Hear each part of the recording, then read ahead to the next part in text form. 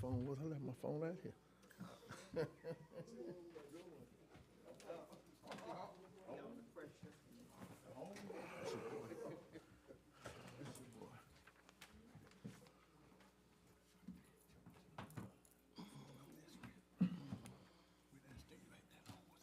No, we didn't. Short and sweet.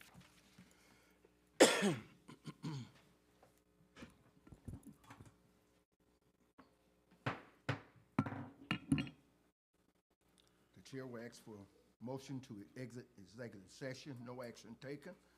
Mr. Chair, Yes, ma'am. make a motion, we exit executive session, no actions taken. A second. Motion made by Ms. Harrison Williams, second by Mr. Davis.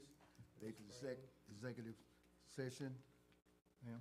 Oh, it was Ms. Green did Ms. it Green? first. Yeah. Okay, Ms. Green.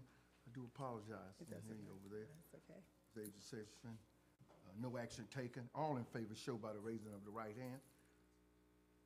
That would be 7-0. This time, we just wanted to welcome everyone. See, we got some new faces in the audience, but I'm gonna wait and let Dr. Hemingway announce that. But I do look around and we do thank you for your hard work and all the ones that's out there that's looking at this broadcast. Know that you're welcome. We thank you for your hard work, supporting our school system in a lot of ways, you know. And I heard about the breakfast, you know, we want to all be supportive of our students, of our administration. You know, the clergy, the business leaders, all that plays a part. So I just thank you, the ones out there. At this time, we're going to have pledge of allegiance and a moment of silence. Mr. Davis.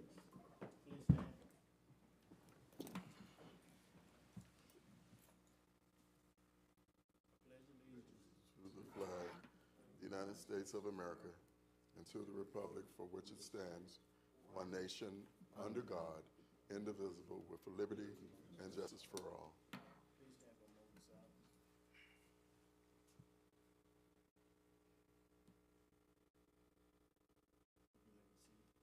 Thank you. This time, when we get the approval of the agenda, Chair, I make a motion, we approve the agenda as presented. motion made by Ms. Harris Williams, second by Mr. Davis to approve the agenda as presented. All in favor, show by the raising of the right hand. That would be 7. Do we have any public comment, Mr. Davis? Chair Miller, yes, we do. Okay. We have Mr. Brian Wilkes, District Representative Mr. Henry Miller, and from Fairfield,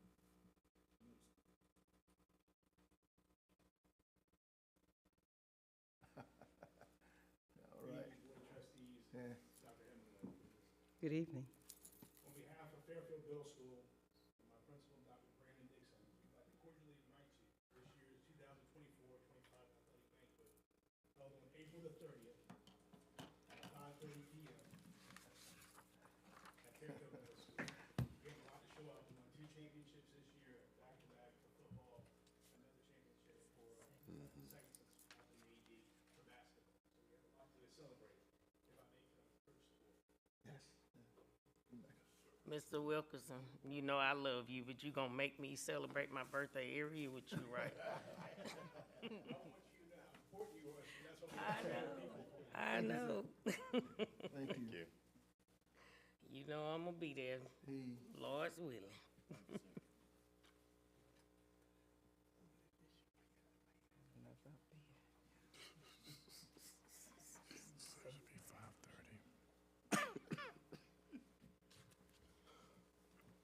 Thank you for your time and all you do for FMS Athletics. I appreciate you so much. We thank you. Dr. Alameen, he puts on a show. I'm telling you, him and Dixon, they put on a show on you now. All right, come on over. He puts on a show. right. At this time, we have our motion to accept the board minutes. Mr. Chair, Sir. Yes, I ma'am. make a motion, we accept the board minutes, approve the board minutes from the March 18 regular call meeting.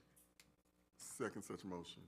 Motion made by Ms. Harrison Williams, second by Dr. Harris, accept the minutes from our last board meeting, March the 18th. All in favor show by the raising of the right hand. That would be 7-0. At this time, we would have our illustrious superintendent, Dr. Hemingway. Thank you, Chairman Miller. On our superintendent's report, I first want to share that I had a privilege and wonderful opportunity today to spend some time with two new leaders that will be joining the Fairfield family starting in July. I've worked today with these two men on looking at our vision, mission statements, looking at our priorities in our district, what's important in Fairfield, and just hearing their vision, and would like to introduce to some of you tonight, Mr. DeAndre Richardson, who will serve as the principal of Fairfield Elementary School.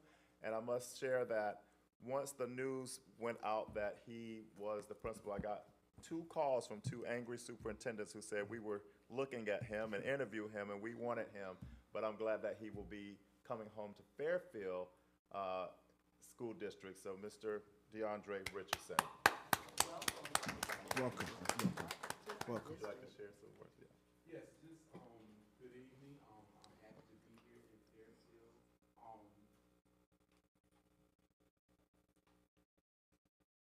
He's kind of tall. He's about tall as Dr. Hemingway.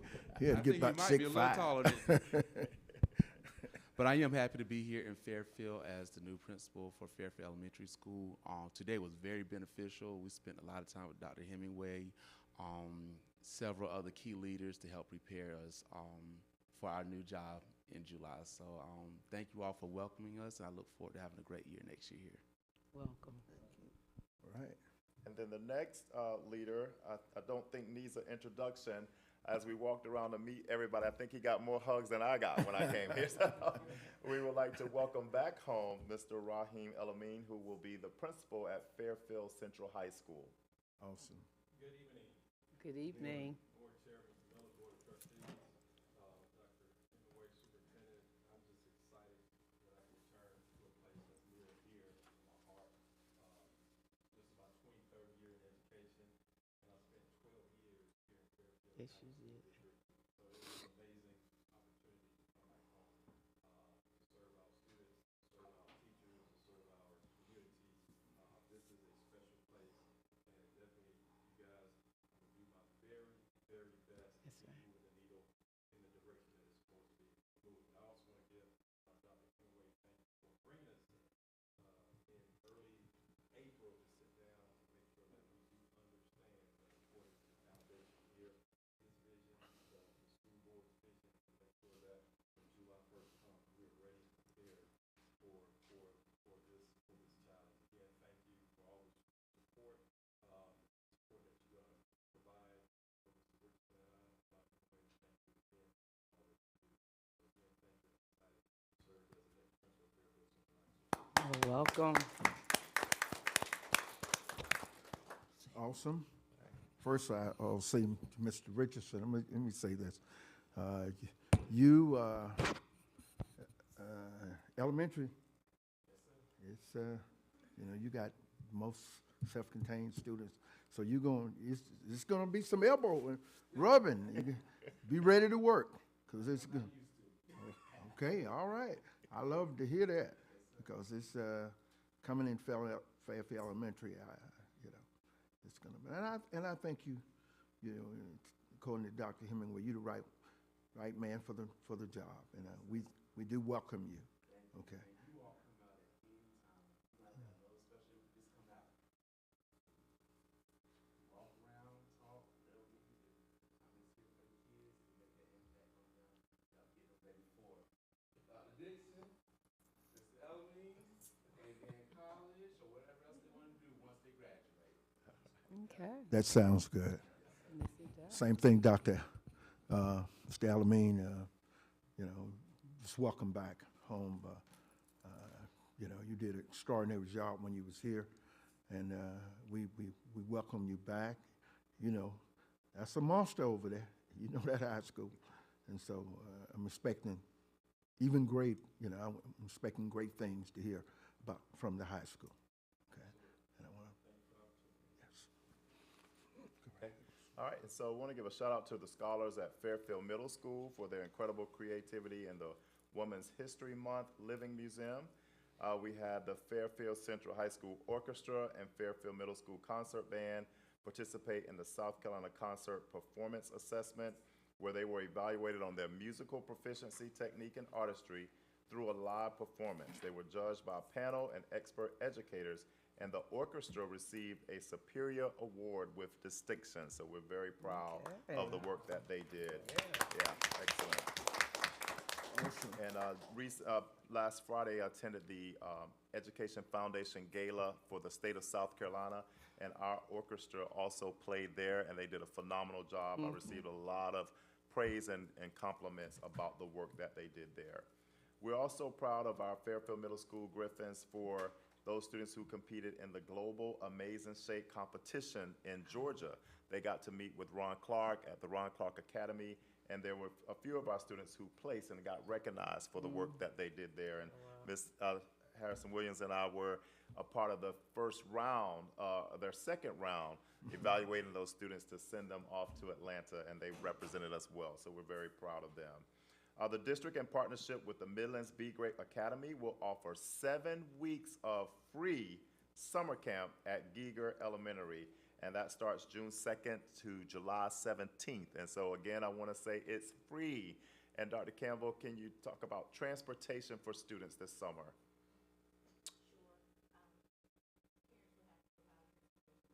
This summer. So this summer they will provide transportation, but we're looking at a grant to have the grant fund transportation for them for next summer. All right. Okay. So tonight we have artwork on display in our foyer from our students. So our students have been providing artwork to the district office, and so in both display cases, if you want to take a look at that, you feel free to look at that. And then next week, we want to wish all of our students and families and staff an enjoyable spring break. We will be out for a well-needed break and ready to come back and push through the finish line. Before we get there, we have state testing, and we know that our students are going to do exceptionally well with state testing this year. So we're definitely excited about spring break and then coming back to demonstrate all the things that we've learned this year that are going to keep us moving forward. That's all I have. Thank you, Doc. Appreciate it. At this time, Finance, Mr. Robinson.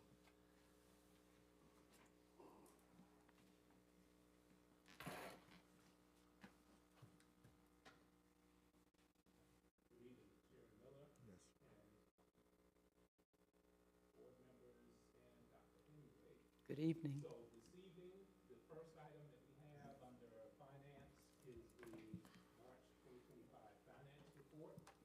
And that is presented for your information. And no changes from last month in terms of expectations. Our revenues look good for this point in the year, so we do look like we're really on track there, and all of the expenditures are in order for what we would expect. So everything looks pretty good through the March. So that's just presented for your information.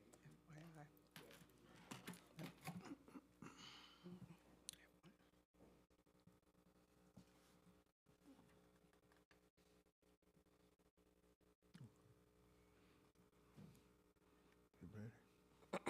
Okay. And so the second item on the agenda is the first reading of the fiscal year 2025-26 budget. And the superintendent is recommending board approval of the first reading of fiscal year 25-26 budget in the amount of $49,101,309, and the first reading includes no millage increase.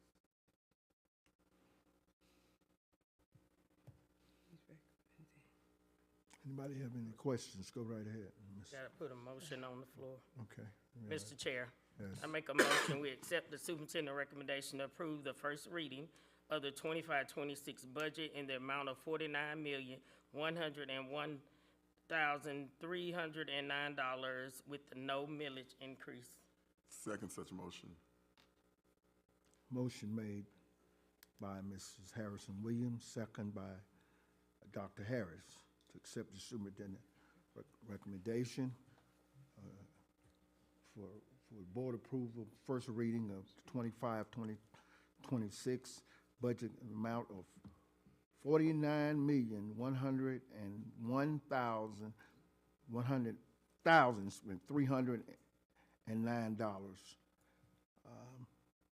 Motion has been made, and so we have questions, please.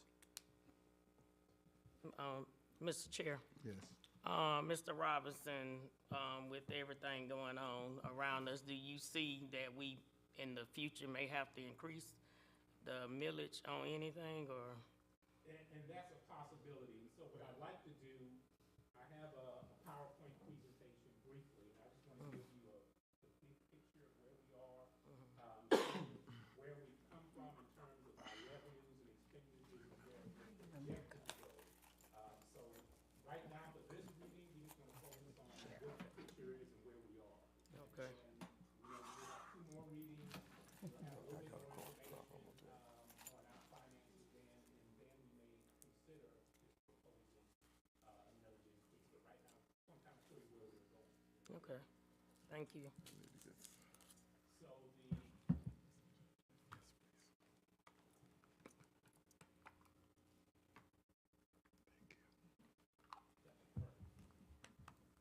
So this is just an overview of the major points of the budget, proposed budget for next year. So we're proposing a budget of $49.1 million, which is $2.2 million higher than our current budget, $46.9 million. And for next year, we're proposing using $2.4 million from the fund balance in order to balance the budget for next year. Now, I don't know if you remember that last year, during our audit report, we actually placed $2 million into the fund balance. And we did that so that we would have some type of resources just to fund additional salary increases in the future. So basically, what we put in the fund balance last year for salary increases, now we're proposing to take it out of the fund balance for the next year. In this reading, as I mentioned before, there is no proposed millage increase. There's no requested increase in the number of staff positions, so that remains the same as it is currently. Teachers are projected to get salary increases in accordance with the mandated increases from the state. And why that's so general is because the budget with the state has not been finalized. It's subject to change, but of course, we all know we do have to adhere to whatever the state mandates in terms of their minimum schedule, and then we always adjust our schedule accordingly. The classified and administrative employees are projected right now in this request to receive a step increase plus a 2% increase in the overall scale. And the bonuses are in this proposal of the budget, which includes $5,000 for certified employees and $3,000 for our classified employees. And if you have any questions as we're going along, please feel free to ask. So I wanted to focus a little bit on the most important aspect of the budget, which is our revenues. And I've done something a little bit differently this year, is I want to focus on the different, I'll just call them revenue buckets that we have in our general fund. So this is just strictly the general fund. By far the largest one and most important one is our local tax revenues. And when I say local tax revenues, that refers to property tax revenues that comes from non-residential homes. So if you live in a home, you're an owner of that home, these taxes do not apply to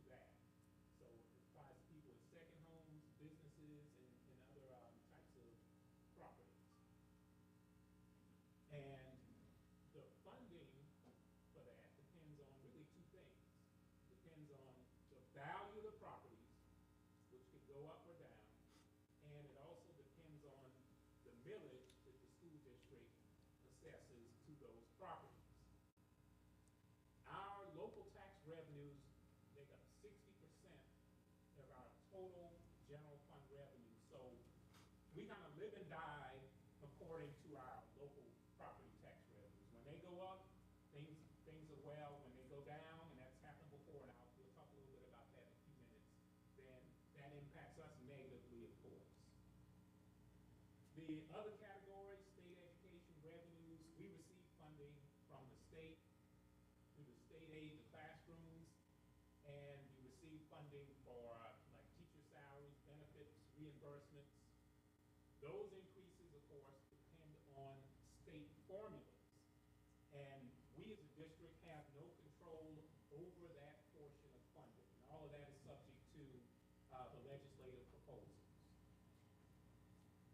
We also get what's referred to as state tax reimbursements, and those are reimbursements that we receive from the state in lieu of taxes that are no longer paid. So I'll give you an example. Many years ago, the state capped property taxes on people over 65. Of course, that meant that all districts would then lose any future revenue from those taxes. So what the state decided to do is they now reimburse districts. However, the amount that we can receive is capped. So that's been the same amount for a very long time. It's not subject to the increase in the future. So that's a source of revenue we have for the items that are capped that's just going to remain steady regardless of whether our expenditures go up or not. Now, there are some other state tax reimbursements that we get. Motor carriers, manufacturers, depreciation, those reimbursements do go up. But the point that I'm making is that out of all of our state tax revenues, not all of them will rise every year. The final two categories we have an other, it's more of a miscellaneous category. The biggest thing there that we have are transfers that are allowed from other funds. So for example, our federal funding allows us to have what's called indirect costs that we can transfer from the federal funding to our general fund. But that funding is dependent upon how much money we have in federal funding. And so where we've been impacted currently by that, as you're well aware, in the past few years, we've had a lot of ESSER funding, and as we spent that money, we were able to transfer a portion of that indirect cost into our general fund. Now that the ESSER funding is gone, that's a source of revenue that we will no longer have in our general fund. The final category is our fund balance. Now, fund balance, of course, is not actually a revenue source, but it is a source that we can use to balance our budget. As you're all familiar, any savings that we have in our general fund goes into the fund balance. And it's really more like a rainy day fund. If there's a significant downturn, and we've had that happen in the past in the state, and the state decides to cut state revenues, then we can rely on our fund balance. If we have some major emergency or something, and we decide we want to continue funding things as we have, we always have the fund balance. So for next year, and we've done this a couple of times before, we are proposing to rely on that rainy day fund, that fund balance where we placed money in last year to help balance our budget for next year.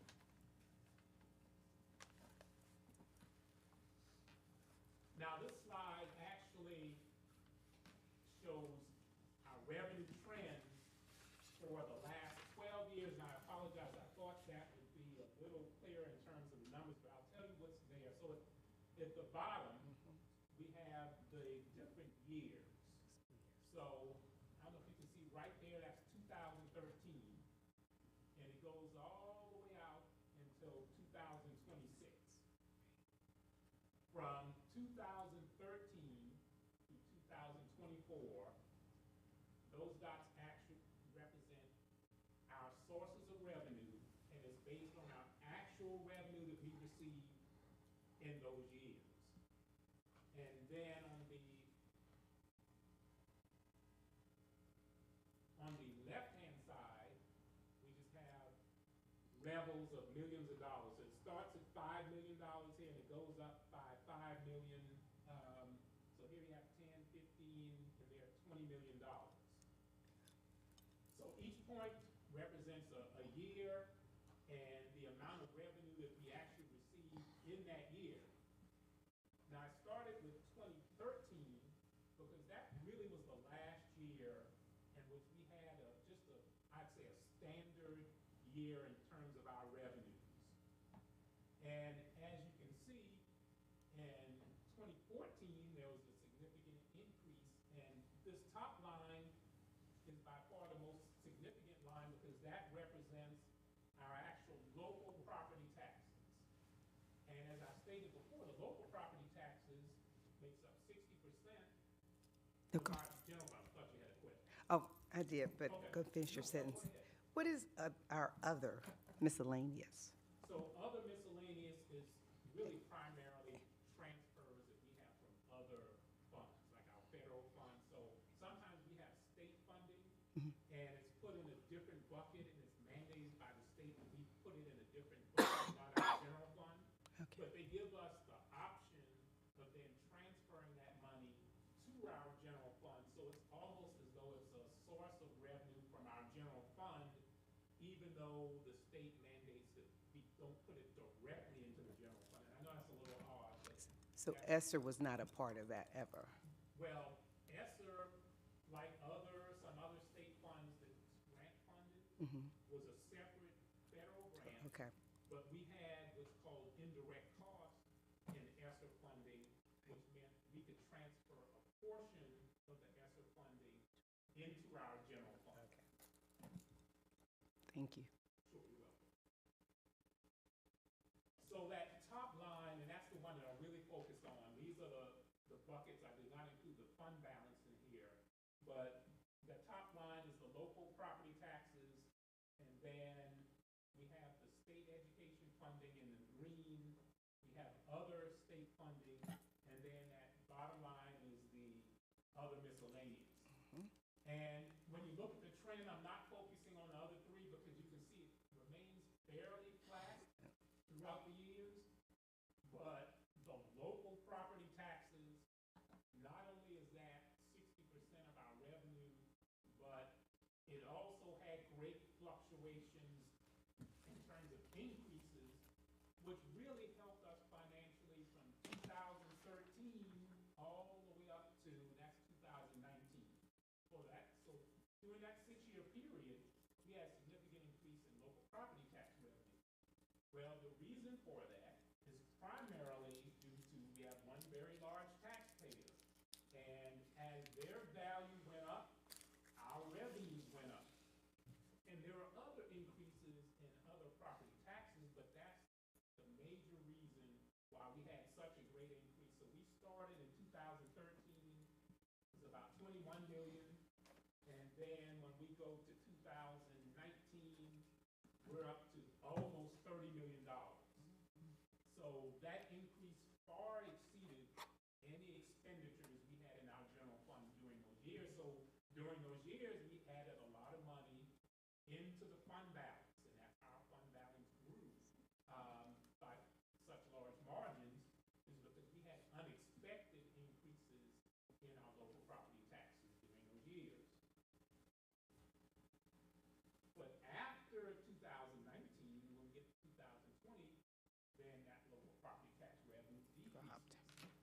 Again, that was primarily a function of our largest taxpayer. They reclassified some properties, did some things differently, and we had a dip in our revenue.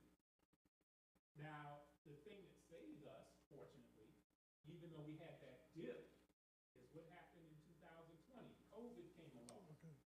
And when COVID came along, we started to receive ESSER funding. So even though we had a loss in revenue from 19 into 20, because we received ESSER funding during COVID, we were able to then transfer a lot of salaries into ESSER funding, which just ended in September. So the ESSER funding in these years where the revenue goes down here, it goes up just slightly again in local property tax revenue. The thing that really saved us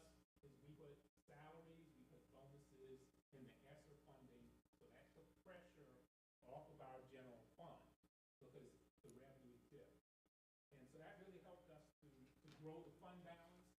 In many of those years, we even transferred money from the fund balance into our capital projects funds to do additional things that we needed to do during those years. And also note that during this time period, even through preceding 2013, again, those revenues increased because the property values increased. But we have not had a millage increase, I think, since 2010. So it's been about 15 years since we've had to increase the millage just because the values have been going up, and we've benefited from that. In this next table, we're focusing on the same time frame, 2013 to 2026. And the 25 and 26 years, those last two dots, represent the budgeted revenue for this year and expenditures versus the budget revenue and expenditures that we are projecting for next year. And as you can see, the revenues, again, went up primarily, just like we said before, because of our local property tax revenues. And wherever you see a gap, where that red line is higher than the blue, that was all money that went to the fund balance in those years. So you see from here on there, it's just fund balance, fund balance, fund balance, fund balance. Here's where local property tax revenues went down. Our expenditures can continue to go up because 80% of our expenditures are salaries and benefits. The increased pay, along with that, benefits costs go up for retirement, health insurance. So, of course, our costs are going to continue to rise, whether the revenues rise or not. Again, what helped us right here, where the expenditures slightly went over the revenues, and those are, that one year, I think we actually took some money out of the fund balance. That's when the revenues went down, but again, ESSER kind of stepped in, so even though our expenditures were a little bit higher, a lot of our salaries and benefits were put into ESSER, and that's helped us up through September of this prior year. So that's kind of where we are, and right now we're looking at next year, because we do not have the benefit of ESSER funding, and also when I project our local revenue, which is based on this year, it looks as though we will have to take money out of the fund balance because our expenditures will be higher than the revenue that we have. So that's kind of where we are. Now, that's the projection that's subject to change.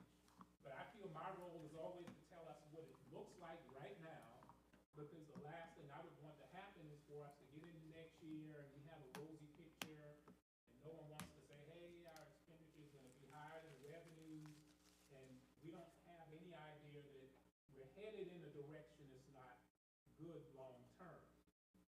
Next year, we're fine. We put money in the fund balance to be able to afford these increases for next year. But I just want us to think forward, because if the trend continues, that means we'll continue to take money out of the fund balance, which would then kind of put us in a precarious position going forward. Of course, the property taxes could increase. There is no way for me to project that. But when I'm looking at projection, I want to go on the latest tangible information that I have. That's right. And the latest tangible information that I have right now shows that the property tax revenues are going to remain relatively flat until I see something otherwise. Okay. Mr. Robinson, Yes, sir. and I hear you, and I know you're very conservative, man. Okay. You keep us straight. You've been doing that for years. My question is that how much, besides VC Summers, revenue are we getting from our different businesses? I know that we had some businesses that did come on in the last couple of years, and I think that are we getting any of that money? That's an excellent question. So I never received any information about specific businesses other than Dominion simply because I've kind of requested some reports that breaks their information out. Just because they're so significant, I want to know, are they going up or down? I want to kind of see the trend that really is specific to them. But if you're referring to some of the new businesses that have come on, I know some of the businesses that have come on in the past few years have come on under fee and lieu agreements, so they aren't paying property taxes. It's my understanding that at some point in time, the district is to receive some of that money. If you recall, when our auditors did their presentation in December, they have to do a report on how much money the district would have received had those businesses been paying taxes. And so when they do that report, they can tell us, okay, you haven't received anything yet, or you received something from the fee and lieu agreement. So thus far, we haven't received anything from those fee and lieu agreements. It doesn't mean that we won't, but thus far we have not.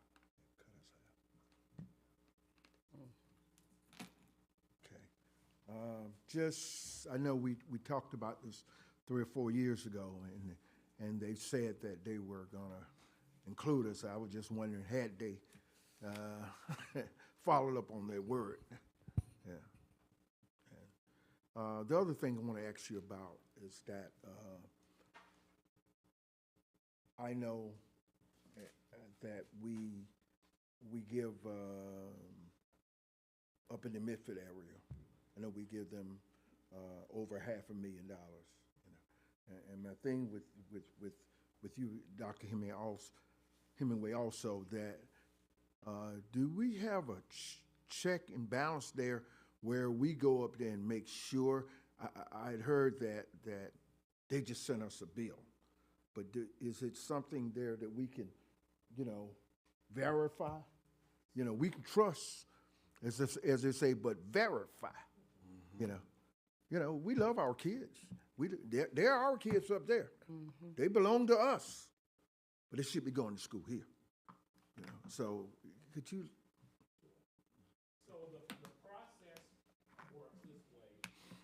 They send us a list of students who are included in their total number that we're to pay for, and that list has their addresses. And then we have someone in the district that verifies that all of those students are actually in that Midford area. And so if they're not, then she'll identify which ones are not, and I'll send the list back to Chester, and then they will remove those students from the list. So that's the way we verify the number of students and who truly belongs on the list. And then the calculation, which was determined a long time ago, is always sent to me. They send information from their audit report, which I can verify, and I can recalculate the numbers, because the actual revenue per student that we have to pay is based on Chester's local revenue per student. And so I can look at their audit report, which they send, I recalculate their numbers, and so between my recalculation and just the examination of the students and their addresses, we recheck everything, and we've never had an issue. If there's an issue with the number of students, we send it back, and they adjust it, and then we adjust it. I want to say this right here, just part right here. We have 2 representatives. We have Representative Annie McDaniel, as well as Senator Stubbs, and so you know, they are our representative. And so I would wish that if they hear me, and I'm definitely going to call them, that if there's something can be done about this. I know that they went to state Supreme Court, but if it's something that can be done about this, I would hope that they would stand up for Fairfield County. You know, Mr. Miller, yes, ma'am. me and Ms. Green actually going to the Capitol tomorrow, Okay. and we will meet with them tomorrow. Yes, we Okay. will. Good. Good. And make sure they know that that's one of the questions we're asking, because this is taken, you know, taken from Fairfield County, you know. That's the bottom line. Go right ahead. Thank you for you and Mr. Green going over the mark. So our next slide is really just the pie chart. Just represents the additional 2.2 million in funding that we need for next year's budget over and above what we have in this year's budget. So the most important part is this, which is that's how much is coming out of that increase is being funded by that fund balance. So out of that additional $2.2 million, about 58% of that additional money that we need is coming out of the fund balance. And so again, I just want to show you the picture that again, if that trend continues, that means a lion's share of the funding would have to come from the fund balance if things don't change in terms of the trend in the other revenue categories. And again, that local property tax one is the most significant one. So if that doesn't change significantly, then we're looking at it every year trying to take a lot of money out of the fund balance in order to balance the budget.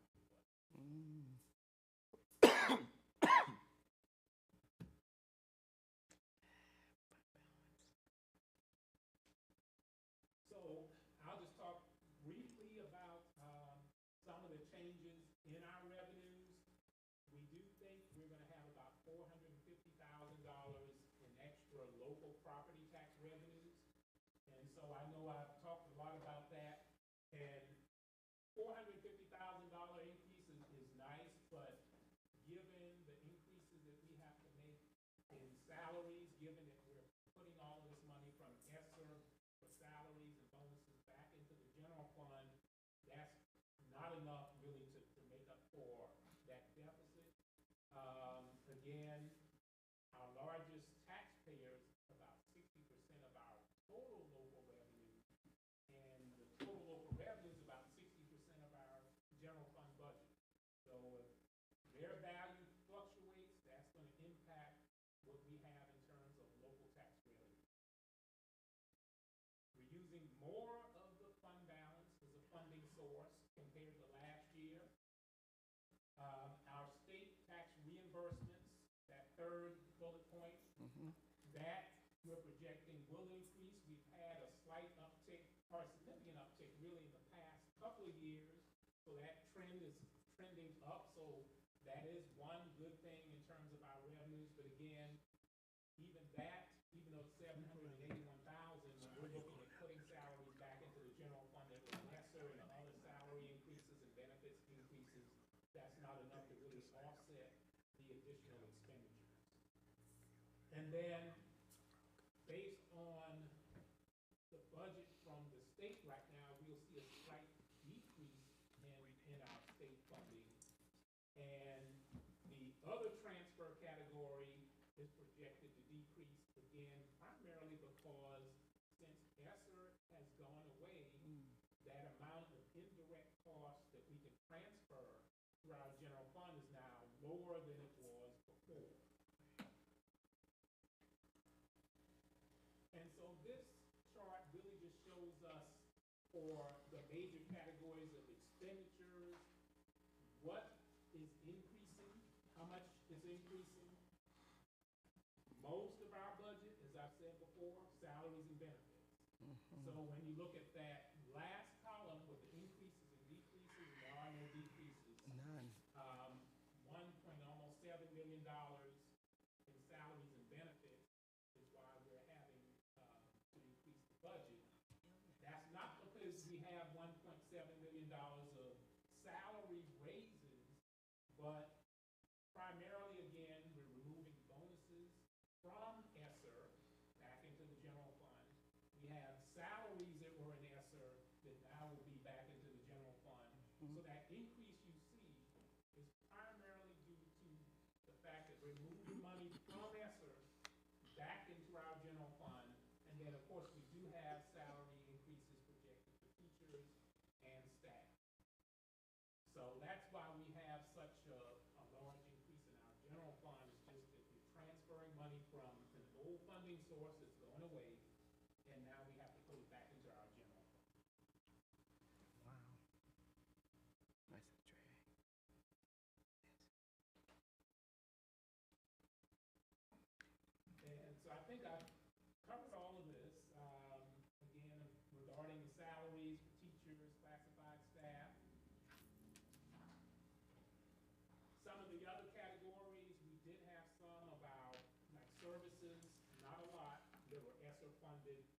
that will give us a slight increase in the general fund, but it's not significant.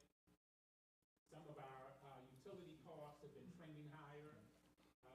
That's just a part of a national trend, so we're not exempt from that. So we're having to budget a little bit more money for utilities. And then in our dues and fees, some of our like student athletic insurance is going up slightly. And then, as you mentioned, Mr. Miller, about Midford, we're projecting an increase because that amount is going up. And just for clarification, that amount goes up, it's based on two factors: the number of students, but it's also based on the revenue per student that Chester has in their local revenue.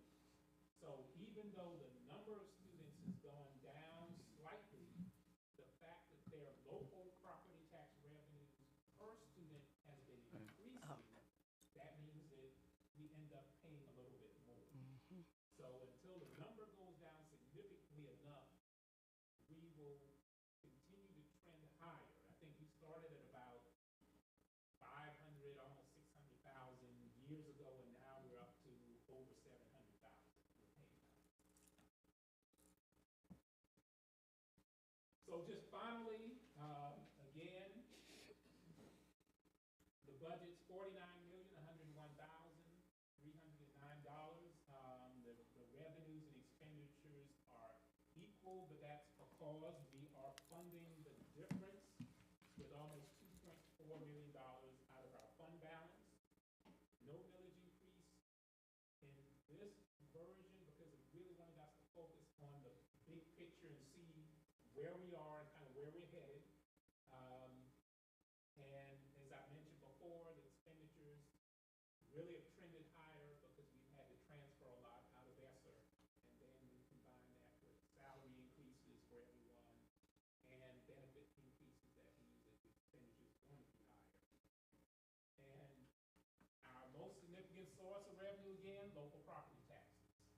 And when it's growing, we're fine. When it's flat, then that presents a challenge. And that's what it's been recently. So that's kind of where we are there. I'll reiterate, the bonuses are included in Yes, the budget. yes. Because I don't want anyone to leave saying, well, we heard bonuses were in jeopardy for next year. That's not the case. That's included in the All right, go, buddy. So the district is requesting the first reading approval, the budget for $49,101,309, which includes a millage of 203.1 for this reading. Any more question for Just- Mr. Robinson? Just Go one. right ahead. In regards to, you said Chester, our number has gone down. Could you give us a number of, in the next meeting maybe or whenever, the number of children that actually attend Chester County schools? Okay. And then even how much each child costs? Thank you.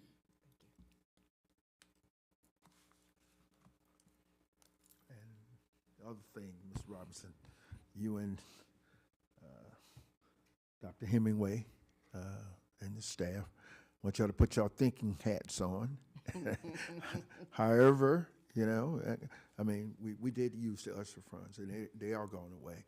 But I'm sure that smart as y'all guys are, y'all figure something out for us and bring it back to us. Okay? All right. Any more questions? Motion was made by Ms. Harrison Williams, second by Dr. Harris. Superintendent recommends the board approve the first reading of the fiscal year 25-26 budget of the amount of $49,101,309, which includes millage of 203.1.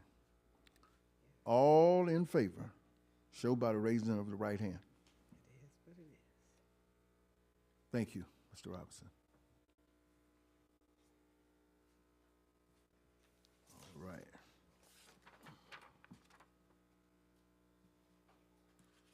This thing done went crazy on me now. All right.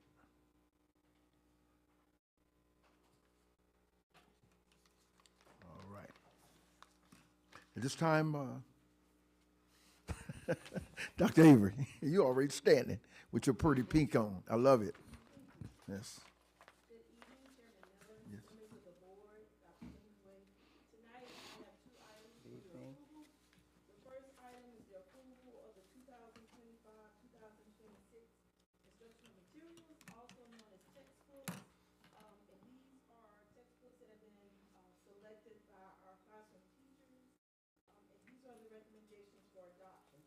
And this is for our elementary math programs, secondary math programs in grades K through 12. We have 13 titles or textbooks for your approval, ranging from elementary math, grades K through 5, all the way up to statistical modeling for your approval. Sir Chair, Can we get a motion, please? Sir Chair, I make a motion that we accept the recommendation to approve the instructional material textbooks for the district selection recommendations for adoptions for the 25-26 school year as suggested. Motion made by Mrs. Green, second by Mr. Davis to accept the superintendent recommendation to approve the instructional material textbook district selection recommendation of the adoption of the 2026 school year. All in favor, show by the raising of the right hand. Thank you. The second item for your approval are the overnight out-of-state field trip requests for Fairfield Central High School, Keller Miller Elementary, Geeger Elementary, McCoy Liston School of Technology, and Fairfield Elementary School. And these schools are requesting approval to attend the Fairfield, to attend the National Beta Club Convention for the high school in Kissimmee, Florida, and for the other schools in Orlando, Florida. Wow, that's nice. Can we get a motion, please? Mr. Chair, Yes, ma'am. I make a motion, we accept the superintendent recommendation to approve the overnight out-of-state field trip as requested. I heard a second. Motion made by Ms. Harrison Williams, second by Mrs. Green. Is that right? Mm-hmm. Right. To accept the superintendent recommendation, the board approve the overnight and out-of-state field trip requests as submitted. All in favor, show by the raising of the right hand. Thank you, Dr. Avery. Sure hope they have a good time.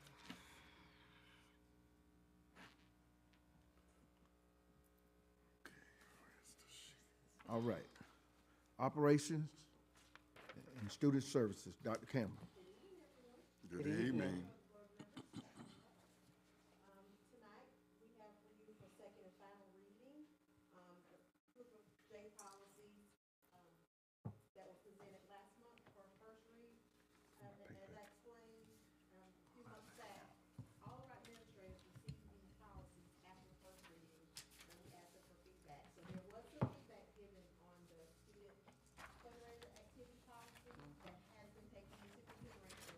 And it's really nothing that changes the content of the policy, but just changes some of the processes that we were following or weren't following that were in the policy that we had to address and make it right. So those changes have been submitted for you, and we are requesting tonight that you approve policies JC,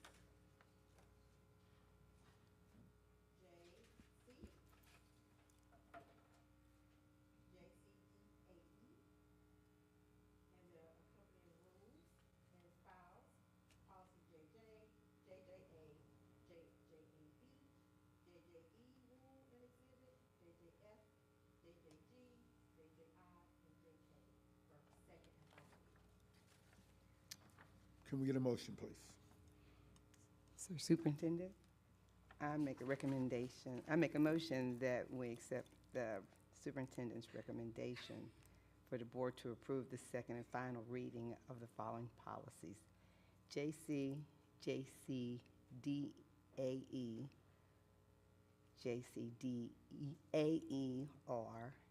JCDAEE, JJ, JJA, JJAB, JJE, AR, JJER,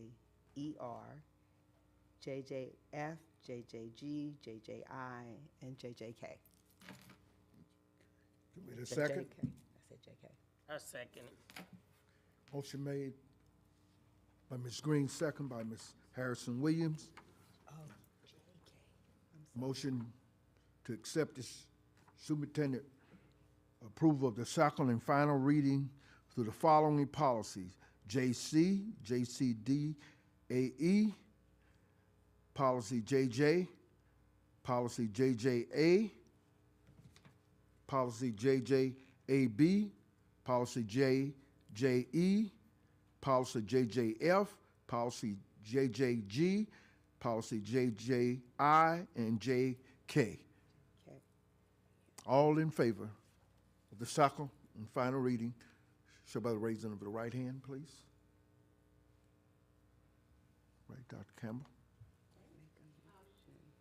Also for second and final reading, to rescind policy JHA, attendance officer, policy JJIC, eligibility minimum standards for participation, and policy JKA, corporal punishment. Punishment to rescind.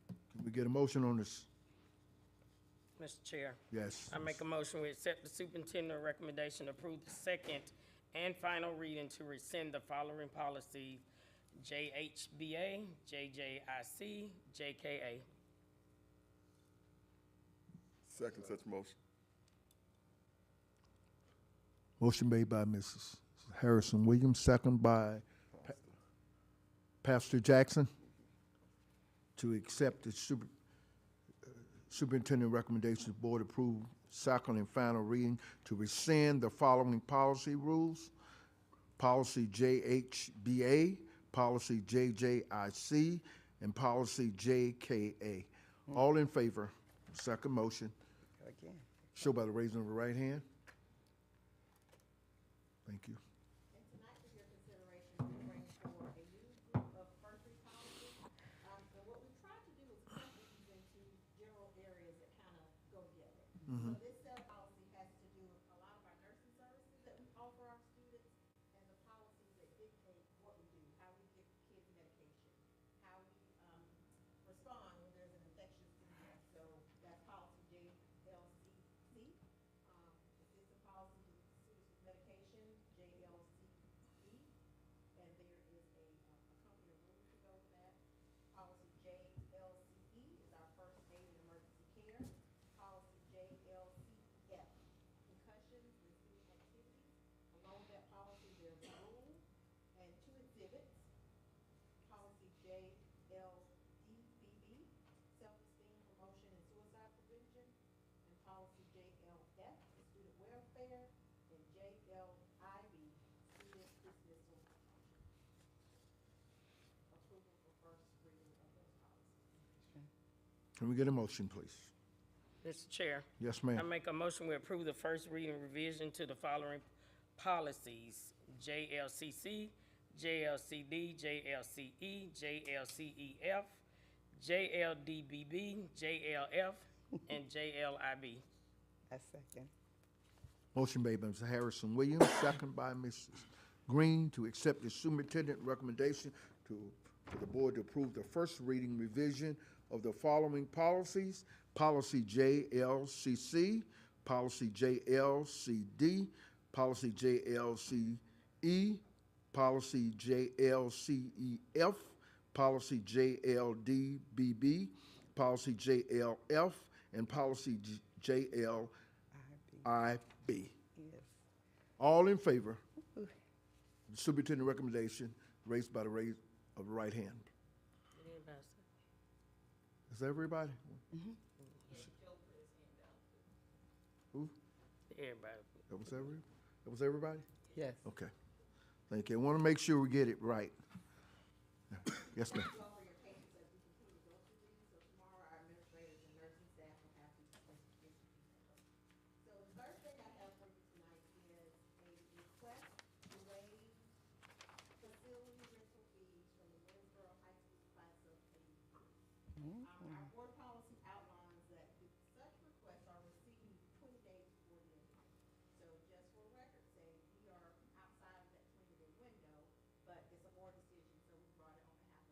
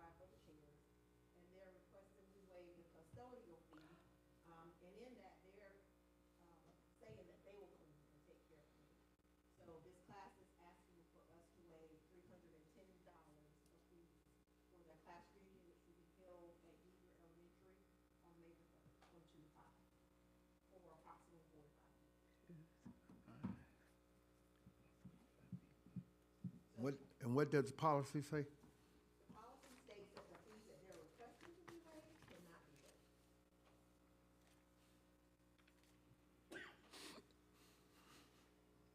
And it's $310. $310.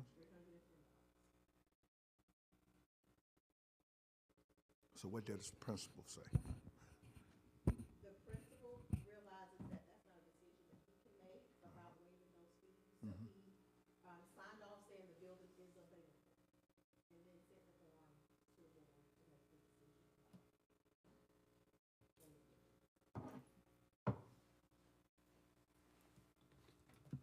Let me say So, this Chair? right here. You know, and the board has the right to go anywhere. We had our class of 74 had our class over at middle school. Paid for the custodial, paid for the security, paid for the tables, excuse me. Might have been some that we didn't, y'all excuse me, that should have been off.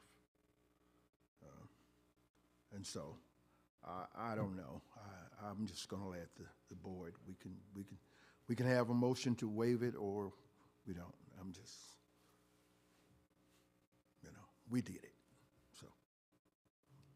I just want to say one thing. I understand that they say they would clean up, but I think our district used certain cleaning stuff to clean up. And they probably would have to go over the floors and stuff again anyway and clean off the tables. But, I mean, it's a board decision, but I think everybody else pretty much understand that they have to pay when they rent the gymnasium and stuff like that and setting up tables, because I think, don't the custodians set them up, set the tables and chairs up? Yeah. And they Anybody deserve to got- be paid for it. Anybody else? Because they actually have to deliver that stuff to Giger. They are not housed at Giger. So someone, and that's the Saturday. So someone actually, I don't know if they're gonna do it Friday or Saturday, have to do it after school is out. So someone has to deliver the tables and chairs there and set them up. Anyone else has anything else to say about it? Yes? Follow the policy, okay. Absolutely. It's nothing, do we need to vote on it? That's what y'all want to do, or we need to stand back? Ms. Siebels, go ahead. Mr. Chair, we cannot vote unless somebody put a motion on it. Right. And I hadn't heard a motion to Accept. approve or deny. So without a motion, we really can't do anything. This motion is to waive the fees, right, not to use the facility, right?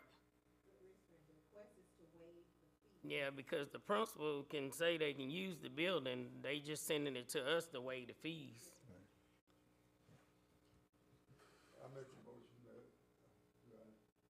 Go for it.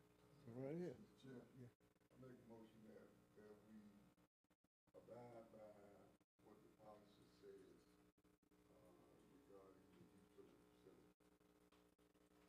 Second such motion. Can we get a second? Second. Motion made by Pastor Jackson, second by Dr. Harris, to abide by the policy. All in favor, show by the raising of the right hand.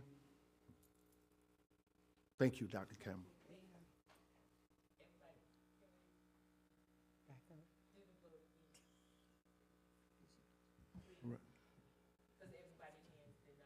Right. Okay.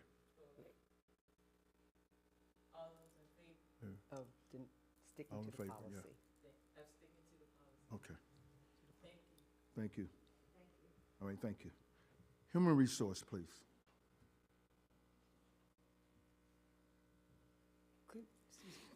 Excuse me, so Chair, before we move on, could I ask a question? Ma'am, It's fine.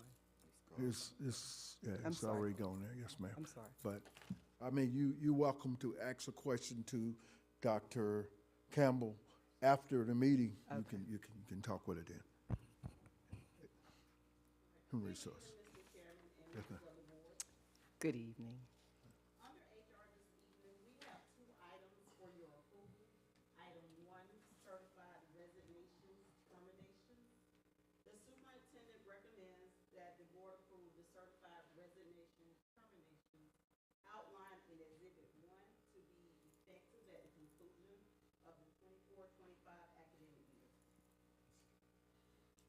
Can we get a motion, please? Yes.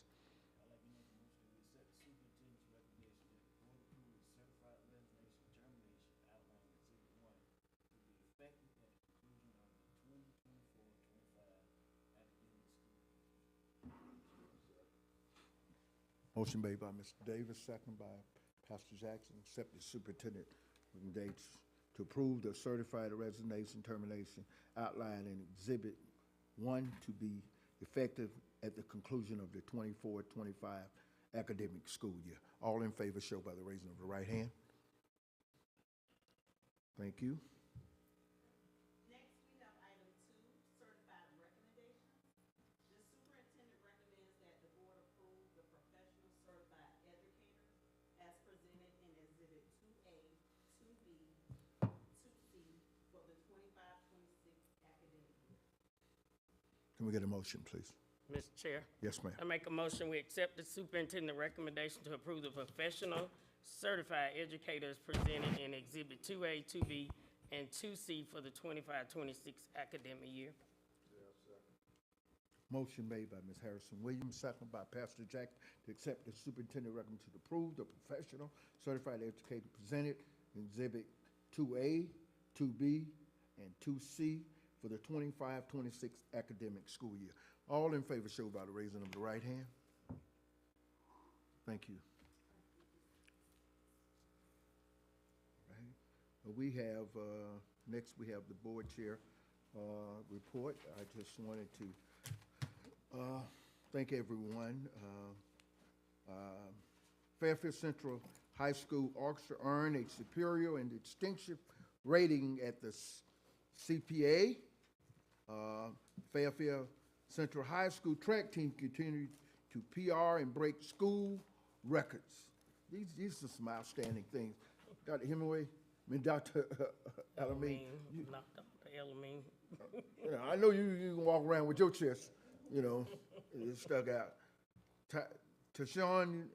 Tyrone Grill set new school records in the 100 millimeter, 10, that's 42 seconds. He must have been flying. Did he have Michael Jordan shoes on or somebody? That boy was flying. We talking about 10. Look here. When I was in school, I ran a 13, and I was fast. Jaden Boyd runs PR in 10:2.52 seconds. Jaden Boyd already set new school record in the 200 millimeter, 21.15 seconds. Softball, baseball defeated Eau Claire last week, both times they played. District artwork featured the Fairfield Magnet. I think that's out there. Also, let me don't forget about this. On tomorrow night, Thursday night, I think our orchestra is in there. Don't we have a concert at the high school or middle school? At the middle school. You make sure you better be talking about this. Take a poem forward to praise his own poem. So yeah, let's go over to make sure let's go over to the middle school, you know, and support our that concert. Okay. Let me get this. We want to express our gratitude and celebrate National AP Week with our awesome assistant principals, all our great principals. Congratulations to Mrs. Natalie Calvin, a 5th grade teacher at the Fairfield Magnet School for Math and Science, being named WLTX News 19 Teacher of the Week. And so I said, y'all ain't clapping. They doing all these things. Look here. When I do something right, which I hardly ever do, just clap your hand for me. Make me feel good. All right. Yes, sir. Natalie Wise, Fairfield Central High School. Nikki Hunter, Fairfield Career and Technology Center. Donahue Hart, Fairfield Elementary School. Ninyoyo, man, look here. Y'all, my tongue always tired. Natanya Newton, Fairfield Middle School, and Camille Daly, Fairfield Magnet School for Math and Science. Golden Tail, Giggle Elementary, I'm messing these kids' names up. Laurie Knox, Kelly Miller Elementary School, Sharon King Harris, McCurry Listen School of Technology, and Asia Cooper of Gordon Odyssey. Right. And these was Teacher of the Year. These was our candidates for Teacher of the Year, y'all, out of their respective school. Congratulations to Dr. Tracy Swilly for being named the SCAEOP 25 Administrator of the Year. Dr. Swilly is also featured on the cover of the Principal Leadership magazine. She's recently received the Educator Working Outside of the Classroom Award from the University of South Carolina College of Education. Kudos to our superb Griffin Orchestra for their outstanding performance in the Superintendent Community Partnership Breakfast. The ensemble, what you call it, the small ensemble also performed for the South Carolina Association of School Administration Gala. Boy, this is awesome stuff right here. Also, I got something else for y'all. I have to go today. I don't want to forget. I'm going to be out y'all way in a minute. But I don't want to miss nobody. That's right. I don't want to miss nobody. They'll get me. They'll talk about me after I miss it. Okay? Okay. This is very important. That's right. On the last of this month, what we got? Ms. Robinson, no. We got the Blair Coalition, the baddest parade assembled in Fairfield County. Now, look here. Coach, come on out. You don't need no money. You don't need no food. We're going to feed you. They sure do. We're going to have a great time, you know. And I'm going to be out there with my ISIS, all right? You ain't got to pay for it. We're gonna teach you. We're going to treat you right. Out there in Blair, that's going to be on the 30th of this month, okay? 26. Okay, I got the date mixed up. Thinking about my birthday. I think about your birthday. That's what it is. But there. Also, on Sunday, Dr. Swilly will be speaking at that is the Haitian Hill Baptist Church, and she will have the gospel choir, Fairfield Central Gospel Choir with her. Okay? And so also the middle school springs sports, I already talked about that, and of course I talked about you invited us. Dr. Elman, you got to come. I'm serious. Him and Dr. Dixon, they put on a show. Yeah. I'm telling you, they do. It's a banquet. Am I right now? Yeah, y'all know, I'm gonna give you credit now. Yeah. I'm gonna give a shout out to you. You did an outstanding job. Let me shut up now. Sarah, you got something? Yeah. I actually forgot to let y'all know I was actually invited to be on a panel in February, and when I realized, because they asked me last year, and I tried to get y'all tickets, but they were sold out, so it was like 600-some people. Wow. So it was a nonprofit organization, Together South Carolina Allies for Good. It's a nonprofit organization that focuses on creating common ground with local elected officials.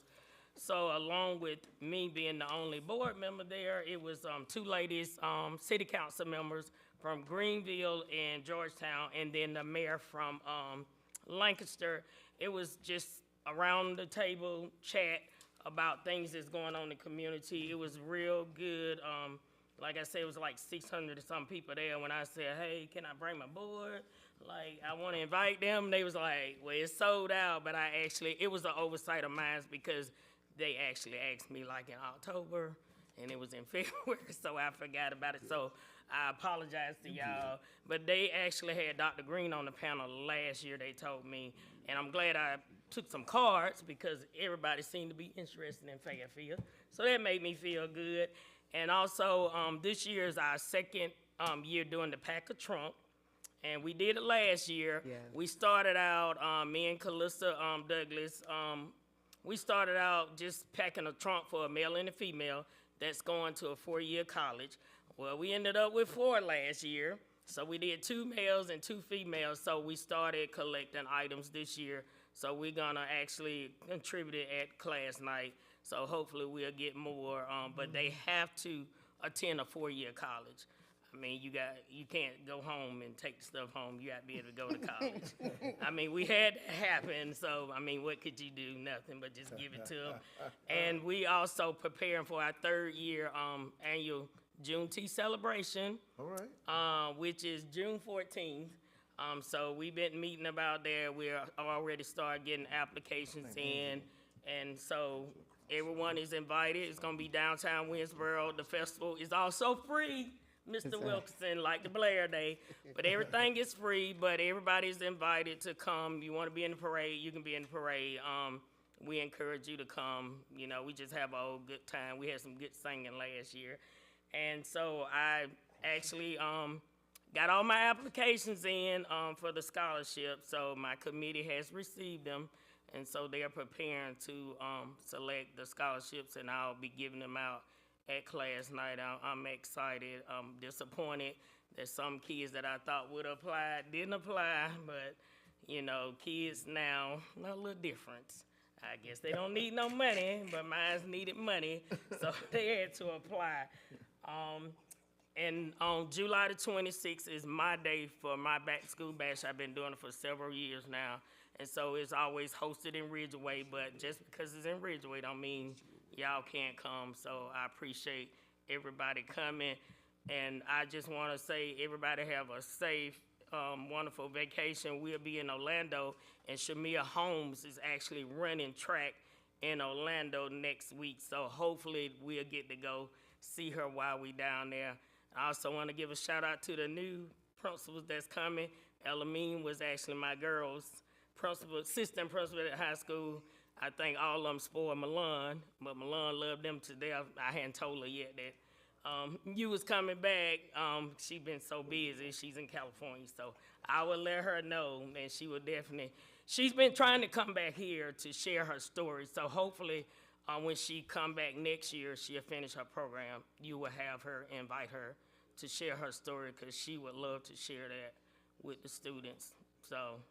But thank you, and me and Ms. Green will be at the Day at the Capitol tomorrow, and we will share what you told us to tell them. Oh, yeah. You said tell them about it. Let them know. I think Ms. And I know you and Ms. Green will tell I'm them. gonna tell them. Oh, we What gonna I tell them. said. We gonna tell them. I know y'all will tell them. Yeah, we gonna tell them. Yeah, we are. Somebody else, Ms. Davis, you got something? Yes, sir. Okay.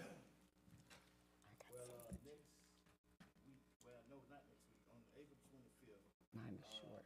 we'll be taking the senior citizens to the state, to the zoo. And unsurprisingly, it's a lot of senior citizens have never been to the zoo. So with help of, people in the community making donations, I'd like to thank Mr. Miller for his donation towards sponsoring a senior. They'll be able to take this trip to the zoo. And we're looking forward to that. Another thing I'd like to talk about is May 3rd is actually the field day at the elementary school in the magnet school. But on that day, most of you remember, we had some students that was killed in the house fire. My organization started a memorial for the kids at the elementary school. So this year on May 3rd, we had a teacher, Mrs. Cookie Henry, sang Cookie Henry. Yes. That we're gonna do a memorial donation of balloon release in our honor on the field day. So we invite any of the board members or staff, anybody that come out and be in support of that. Ms. Kenny was very loved in the community, she's very missed. So it's a very honor and privilege for us to be a part of this. We do that in her honor. My back to school bash will be July 19th. And we'll be hosting it down at the draw court.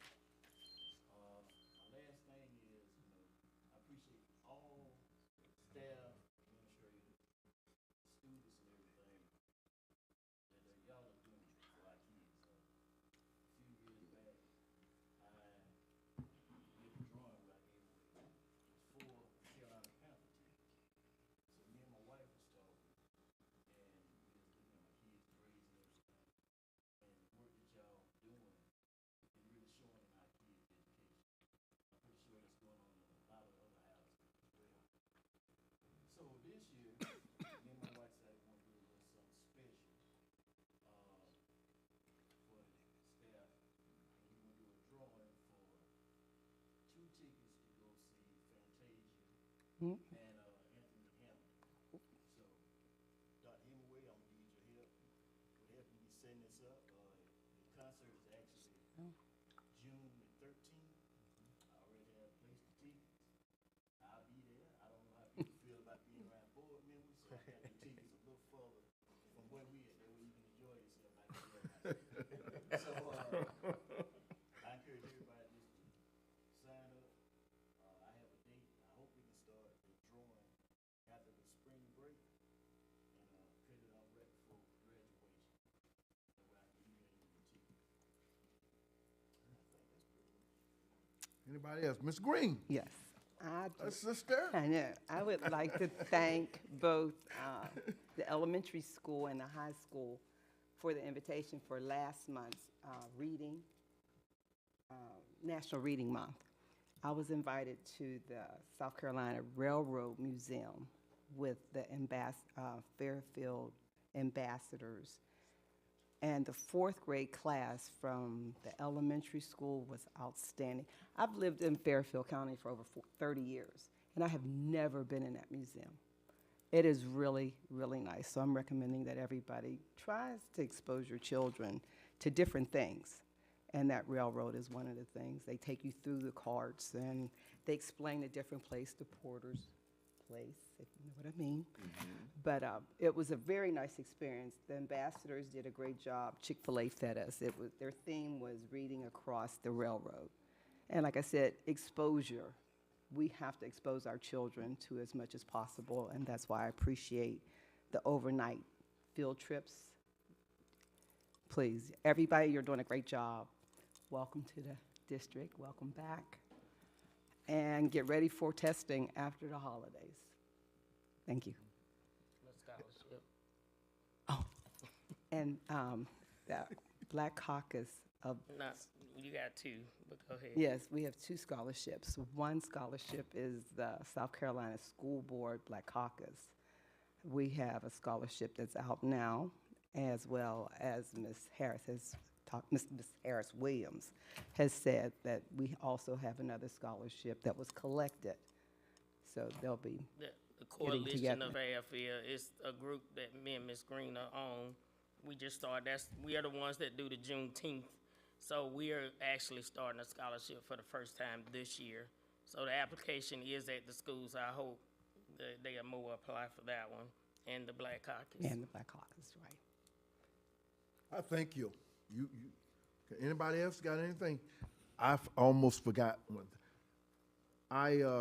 When I was at the South Carolina School Board, take one and pass one down. I talked with Mrs. Angela Clausen. She's the PR person for the South Carolina School Board. And I asked her, board members was walking around with these beautiful pens on. See these pens right here? And I said, hey, can I have one? She said, I'll send you one. But what she did, she sent it to the whole board. So God bless her.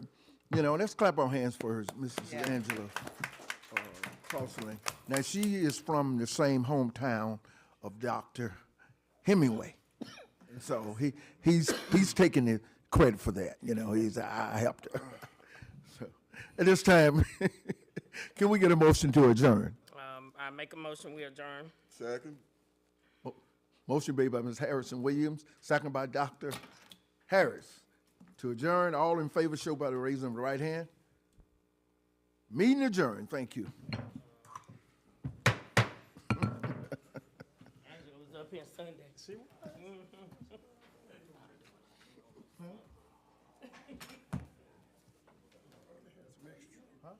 They had an extra one. They had an extra one. Yeah, 2 extras. Oh, man, very good. Okay.